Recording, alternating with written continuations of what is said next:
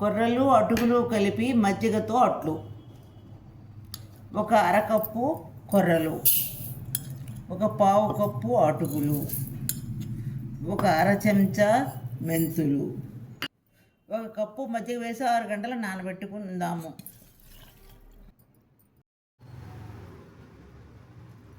నానబెట్టుకున్న కొర్రలు అటుకులు గ్రైండ్ చేసుకుందాము.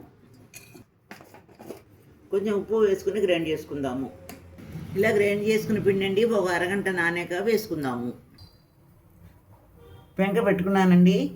ఈ అటుకులు అట్లండి కొంచెం వెన్నతో వేసుకుందామండి, బాగుంటాయి.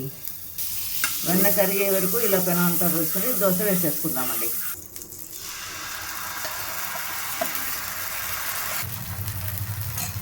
ఇలా మూత పెట్టుకుందామండి, ఒక 2 నిమిషాల్లో అవుతుంది. ఇదిగోనండి మిల్లెట్స్ అట్లు తిరిగేస్తున్నానండి.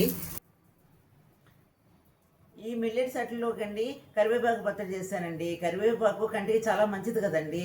మనం టిఫిన్లోనూ వాడుకోవచ్చు, అన్నంలో కూడా వాడుకోవచ్చు అండి.